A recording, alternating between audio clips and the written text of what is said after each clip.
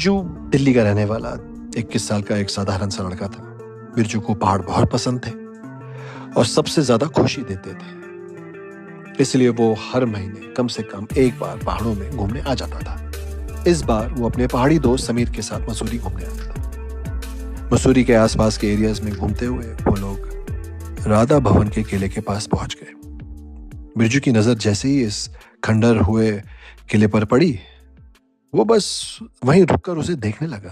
बिरजू उस किले के अंदर जाने की जिद करने लगा, पर तभी उसके दोस्त समीर ने उसका हाथ पकड़ लिया। अब पहाड़ों में रहने वाला समीर राधा भवन के बारे में कुछ तो ऐसा जानता था जो बिरजू को नहीं पता था। समीर ने अपने घर वालों से राधा भवन के बारे में कुछ चीजें सुनी थी। सुना था कि राधा भवन कोई मामूली किला नहीं है, बल्कि एक भूतिया किला है। बिरजू इन सब चीजों में नहीं मानता था।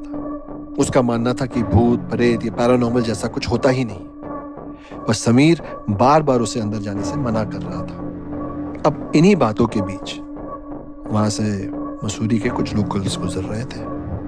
उन्होंने जब उन दो लड़कों को आपस में बहस करते हुए देखा तो उनके पास आ गए। जैसे ही उन लोकल्स को पता चला कि बिरजू राधा भवन के अंदर जाने की जिद कर रहा है, तो सभी के चेहरों का रंग उड़ गया।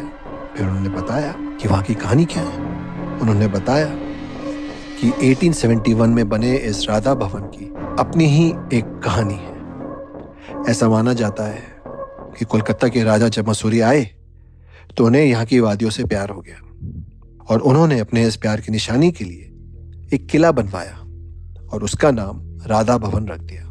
उस किले से उन्हें एक अलग सी अटैचमेंट हो गई, इतनी अटैचमेंट कि वो कभी मुड़कर कोलकाता वापस गए ही नहीं और उस किले में रहने लगे। राजा के मरने के कई सालों के बाद अफगानिस्तान का एक सुल्तान अमीर याकूब खान भी जब इस किले में पहुंचा तो उसे भी इस किले से मोहब्बत हो गई। पर इस किले पर ब्रिटिशर्स की भी नजर थी।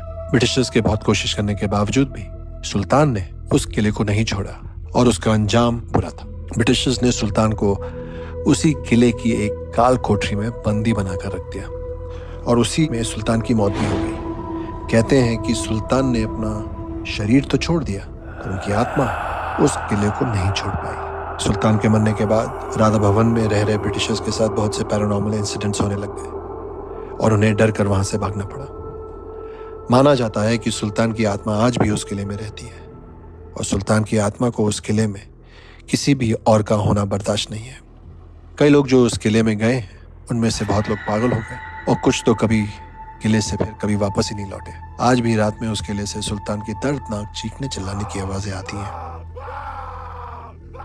ये कहानी सुनकर समीर के तो पसीने छूटने लगे, पर बिरजू जोर जोर से हंसने लगा। उसने लोकल्स की कहानी का मजाक उड़ाया और कहा कि ये सब सिर्फ कहानियां हैं और वो इन कहानियों को झूठा साबित करने के लिए तो अब तो बिल्कुल अंदर जाएगा। लोकल्स बिरजू से गुस्सा होकर वहां से चले गए और बिरजू राधा भवन के अंदर जाने लगा, पर समीर ने भी उसके साथ चलने से इनकार कर दिया। बिरजू उसे भी पीछे छोड़कर किले के अंदर जाने लगा। उस किले के अंदर जाते ही बिरजू की आंखें चमक उठी। पता नहीं उसे उस खंडर भरे किले में ऐसा क्या दिख रहा था कि वो बस अंदर ही जाते जा रहा था। कुछ देर घूमने के बाद बिरजू को अचानक से थोड़ी ठंड लगने लगी। क्योंकि वो एक हिल स्टेशन पर था तो उसे ये बात अजीब नहीं लग रही थी। धीरे धीरे सूरज भी ढलने लगा था और राधा भवन के अंदर अंधेरा छाने लगा था, पर बिरजू को उस किले से बाहर जाने का मन ही नहीं कर रहा था। बिरजू उस किले के अंदर खड़ा होकर उस कहानी वाले सुल्तान को आवाज देने लगा और उस सुल्तान पर हंसने लगा। लेकिन तभी अचानक से बिरजू को किसी के कदमों की आवाज सुनाई दी।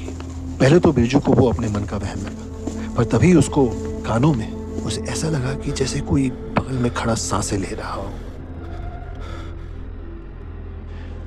बिरजू के पूरे शरीर में एक कपकपी उठ गई। उसके बगल में कोई नहीं था। तभी उसके पैरों को किसी ने पकड़ा और वो जमीन पर गिर गया। जमीन पर गिरते ही उसके शरीर को कोई घसीट कर किले के अंदर लेके जा रहा था। जैसे ही बिरजू ने अपने पैरों की तरफ देखा तो उसका दिल दहल गया। एक आदमी सुल्तान के कपड़ों में उसके पैरों को पकड़कर घसीट रहा था। बिरजू डर के हमारे जोर जोर से चीखने चिल्लाने लगा। तभी उस सुल्तान ने मुड़कर बिरजू को देखा और वो दृश्य बिरजू के दिमाग में हमेशा हमेशा के लिए छप गया था। उस सुल्तान के चेहरे की याद स्किन उतरी हुई थी और उसका पूरा बदन काला पड़ा हुआ था।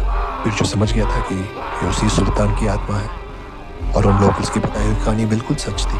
उस सुल्तान की आत्मा ने बिरजू को एक काल कोठरी में फेंक। बिरजू को अंधेरे के सिवा और कुछ नहीं दिख रहा था, बस उसे जोर जोर से धम धम की आवाजें सुनाई दे रही थी। बिरजू बहुत ज्यादा डर गया था। उसे अचानक सांस आनी बंद हो गई और वो दर्द में चीखता रहा। चीखते चीखते वो बेहोश हो गया। बिरजू की आंखें खुली तो वो अपनी गाड़ी के सीट पर लेटा हुआ था और समीर उसके पास ही बैठा हुआ था। समीर ने बताया कि बिरजू को अकेला छोड़कर वो चला तो गया, पर उसे उसकी चिंता होने लगी थी। सूरज ढलने के कुछ देर के बाद समीर बिरजू को ढूंढता हुआ उस किले में गया और उसे बिरजू किले के बाहर एक मैदान में बेहोश पड़ा मिला था। बिरजू ने समीर को गले लगाकर उसे सब कुछ बताया और वो उसके बाद कभी मसूरी नहीं आया। पर तब से बिरजू की मानसिक हालत खराब होती चली गई और वो पागल सा हो गया। और समीर को आज भी राधा भवन के बुरे सपने आते हैं। ये किस्सा सुनकर मैं और मेरा पूरा क्रू दंग रह गया।